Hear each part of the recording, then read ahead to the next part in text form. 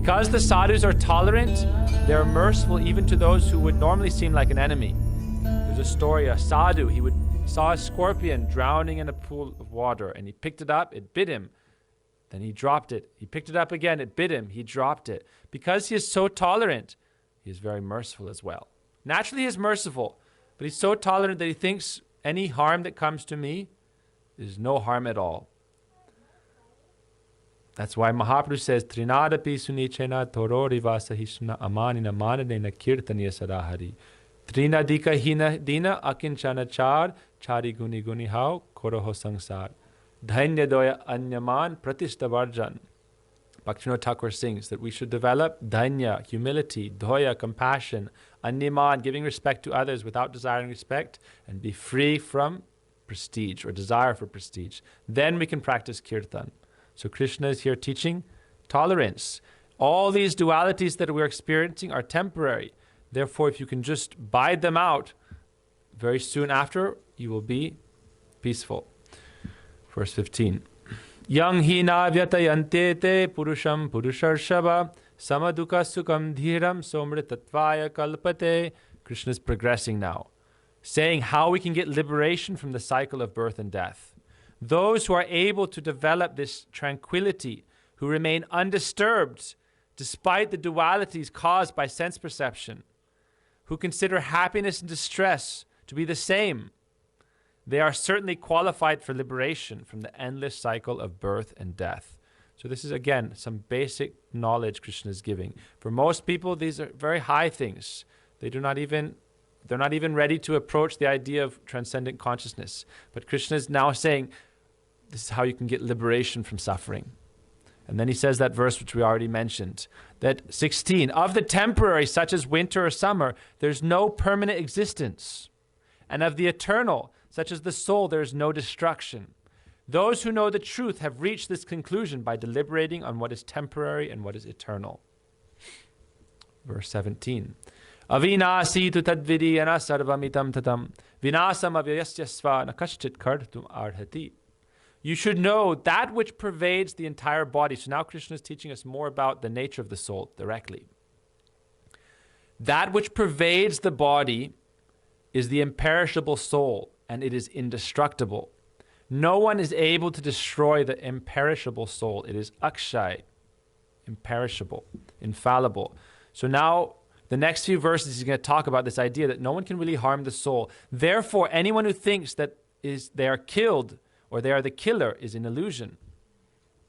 Now, the worldly justice system, obviously, and even in the Vedic system, you have to follow the law according to if somebody is a aggressor and hurts somebody, kills somebody, karma is such that it acts out. Even Krishna's system is that karma has a system in this world also. And so if someone's a murderer, it's not to say that, this is a very interesting verse that's coming up. Krishna says, Ya inam veti hantaram yaschainam manyate hatam ubautau na vijanito nayang hantina hanyate. That person who thinks that they are slain or they are the slayer, killed or the killer, are both an illusion, because no one is ever slain or is ever the killer. So that's, again, Krishna is giving such a high conception from the beginning.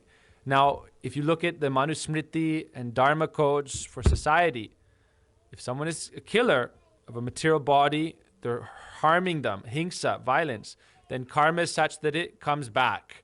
And that's what the justice system is supposed to do. It's supposed to have a equitable result for what you do. But spiritually speaking, if you're able to be on the platform of the soul and follow true dharma, then these things do not apply, because the soul is eternal.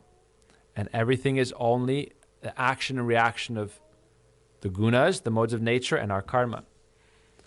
So Krishna says, when we give up this body, we just take another body. But the material bodies, they are perishable. So first he says the soul is imperishable. Okay? The soul cannot be harmed. But the material bodies is perishable. The word for perishable is anasina. So the soul is anasina, indestructible.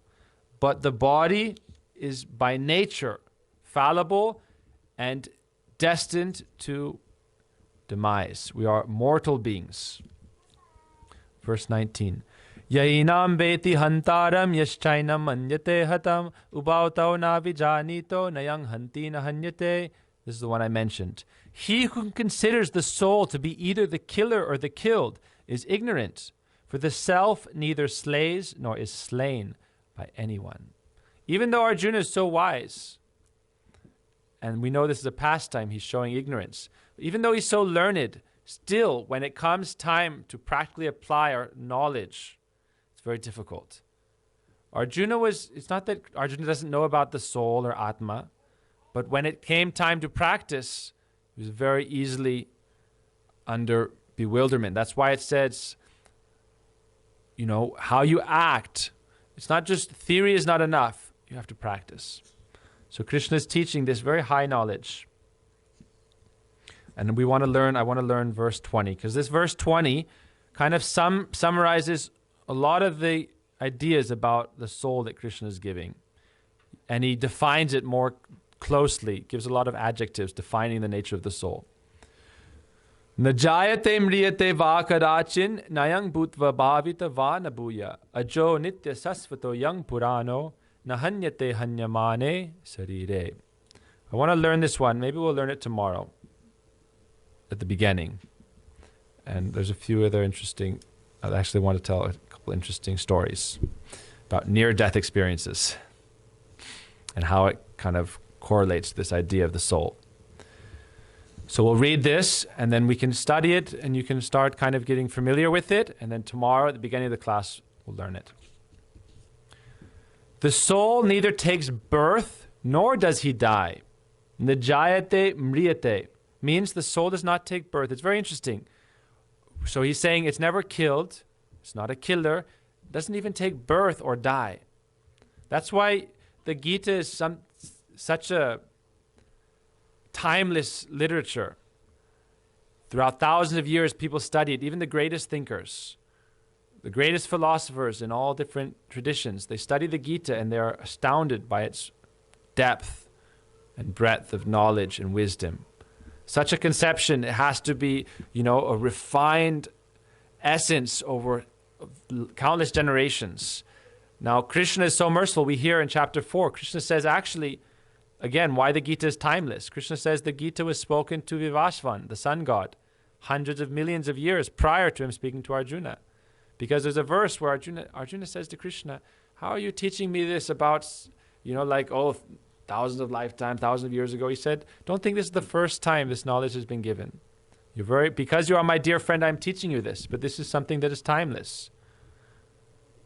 The idea of the Atma, the true spirit self, and God is an eternal concept. And Krishna is teaching us the nature of the soul. The soul neither takes birth, nor does it die, nor is it affected by the repeated growth and dwindling of the body. The soul is unborn, eternal, and ever-existing. Though primeval, the soul is ever youthful. When the body is destroyed, the soul is not annihilated. So that's why I want to learn this one, because many beautiful things in one verse that other verses talk about isolated. Like when the body is killed, the soul is not killed. There's a verse, Nainang chindanti sastrani, nainang dahati pavaka, na chainang klediyantyapo, na shosyati marutaha. This is 23. That the soul cannot be cut by any weapon, cannot be burnt by any fire, cannot be drowned in any water, cannot be dried in any wind. So when the body is slain, the soul is not slain. So Krishna is saying that. But then he's further defining it, saying the soul is ever youthful. The nature of the soul is not, we say they're an old soul. Everyone is an old soul, but everyone is also a young soul, eternally youthful. Nitya Kishori. That's why we are worshiping Yugal Kishore, because the divine, ever youthful couple. And we are also aspiring for that eternal youthfulness. That's why you can look at YouTube videos like old couple dancing, 80, 90. But in the side, they're still a child. They still have that innocence and sweetness. They still want to be young. Everyone wants to be young. Gurudev would give the example. If you were to ask someone who's like 80 years old and a billionaire, would you trade your $1 billion with the youth of someone who is 16? Most people would say yes. If you could, no, maybe? It's hard to say.